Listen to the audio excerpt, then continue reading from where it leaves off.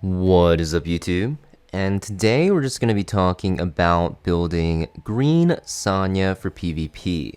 Now, if you guys have been playing that Fearless Arena, or even just PvP in general, you guys will probably know that Sonia is just an amazing character, mostly because she just heals so much. She has really fast cycling with her S1 turn meter push, and she even has dispelling of debuffs and a revive as well with this really annoying max HP buff.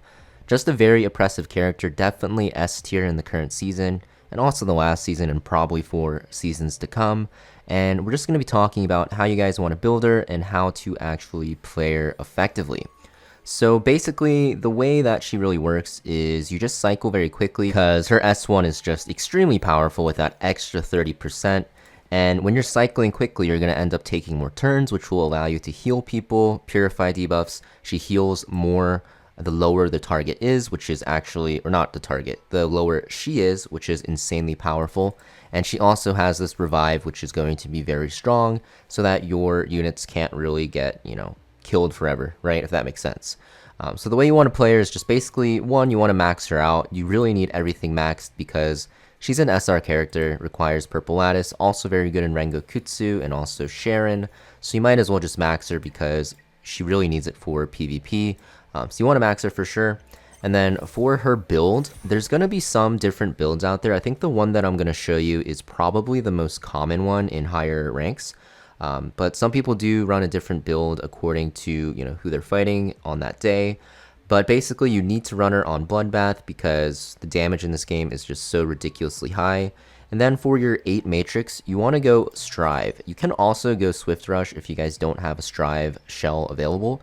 But Strive is just a really broken shell, broken matrix because it just keeps pushing you and works on multi-hits, makes it so that you cycle even faster and you'll actually get more value out of your turn meter push because you're going to just take more turns in general. So Strive is the best 8 matrix, and then for your 6 matrix, you want to go Evil Guard because it just gives you not only extra healing, which is very important, but also the F-Res, which is very good. You could also run her on, like I said, Swift Rush. You just go 12 Bloodbath and 12 Swift Rush, or if you wanted to have more F-Res, 12 Bloodbath, 8 Swift Rush, and 8 Evil Guard.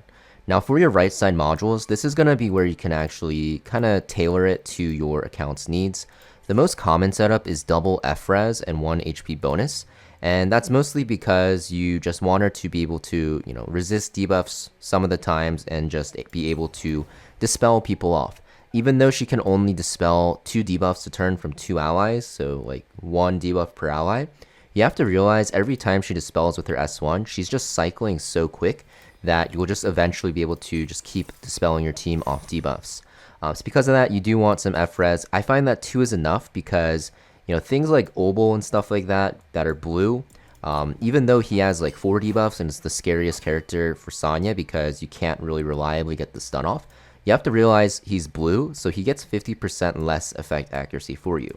Of course, like Kazuya and stuff like that, they're really annoying, and like Heinrichs, but they only apply 2 debuffs, so it's not as bad, so you don't really have to worry about that too much. So I like running 2, and then I run an HP percent because you have to realize her healing scales with her own HP, so you do want some HP on her, and because of the fact that you don't want her to die right off the bat because she needs to, utilize her S3 to res people and apply this buff, you do want that HP bonus. So I think this is the most common setup. And in terms of shell, this is where you can pretty much decide what you want for the second and third passive. So it's really up to you. But I think Gigabyte is pretty much required on her for PvP. It is just amazingly strong with her. Synergizes very well with her, especially because you cycle so quick with your S1. And this shell is just really broken, honestly. But you want to run HP percent bonus, definitely required. The second and third one, it's really up to you. Calm and Insight is like a really good combo for F-Res. You can drop one of these for a different passive. I know some people drop Insight for Dauntless even to get more defense so that you don't die to cleave as easy. Some people even keep the Insight and drop Calm for speed because it's going to be better in Bruiser Mirrors because you cycle more and then you can heal more. Really up to you, but for me, I like to have her on an F-Res heavy build because there's so many CCers out there, so this is what we're on. If you guys don't have a good Gigabyte though, you can actually run her on different setups. I don't really recommend Lighthouse, but you could run her on something like an Alicorn. Now the thing with Alicorn is it actually can't get Evil Guard, so you're going to want to run her on Swift Smite for the speed. Even though Colossal Guard does give you F-Res and defense, the speed is just way more important than that. So you definitely want to run Swift Smite, even though Colossal Guard will work as well. With Alicorn, you probably don't need to run as much effect resistance, but I still recommend 1 because there's an internal cooldown on the shell. Now, in terms of who she pairs well with, she pretty much pairs well with every single Bruiser team. There's not really a bad character for Sonya to pair with, just because she's just that strong as a healer. Obviously, you still need some damage on your team, and you can't actually buff your team at all with like a speed buff. So if you're pivoting into CC, then you want to make sure your CC characters are on Jackal Guard because she doesn't really provide a speed buff at all.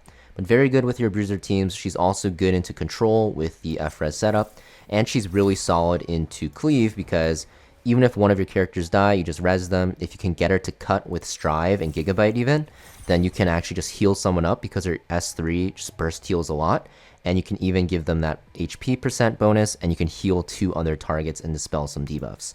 Very strong character. She's super oppressive in PvP right now and is definitely one of the top healers you want to have on your account ready if you want to play the turn 2 playstyle. So I'll be showing you guys a game here, and honestly the showcase for Sonya is pretty boring because she just sits there and heals. But I'm on the other side. I'm not actually on our perspective. This is the opponent that I'm facing. But you're going to see with Sonya, even against characters like Lilium, even though I get an unlucky counter and it looks like I'm pretty screwed here, right? You can see because of that counter from Tiamat, my Rahu's almost about to die.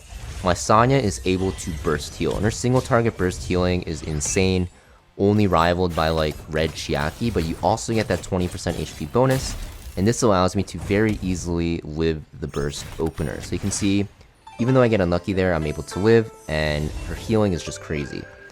And after that, because I live this opener, I will slowly whittle down the enemy side because he doesn't have a healer. Veronica is honestly a great sustain character on Halloween because she just has so many shields, but this guy is on Codex, so it actually makes it so that she's not as scary in longer fights where I can out-heal. And you're going to see that she just basically makes it so that your team can never die, which is really, really annoying, right? And even here, I'm going to dispel off some debuffs from my team, and basically because I had Sonya there, even with that very unlucky opener, I was able to heal up my Rahu, right? You saw the Strive actually push her in front of Lilium, and even if my Rahu ended up dying there, I would have been able to res him, and it would have been just fine. But, you know, this fight is pretty much over. I don't think I'll show the entire fight, but you can see my Sonya is tanky here, even though she's stunned and S2'd.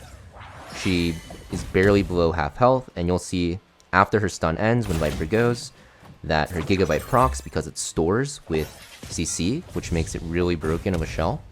And you can see, I just took my turn when stunned, and now I'm at the top of the meter with Sonya because of how OP Gigabyte is. And you're gonna see that, you know, we just pretty much win the fight. And my Sonya is full health, and then I S1, and look where she starts in the turn meter. If you guys want to see her S1 in action, oh, it's over. So yeah, that's Sonya. That is Sonya, guys. She is, in my opinion, one of the best healers in PvP right now. Also has a lot of value in PvE. I think, you know, in terms of how strong she is, she's like, in my opinion, the most flexible healer because you can pick her into any playstyle. Fushu is actually a better healer for Bruiser versus Bruiser because her S3 is just so broken. But Sonya just is really good into Bruiser, Control, and Cleave, where Fushu is only really good in Bruiser mirrors and is decent in Cleave, but kind of sucks in Control. So this is why Sonya is just like extremely powerful, especially for an SR character. Thank you for watching, guys. Make sure you guys hit that like and subscribe, and I'll see you guys next time.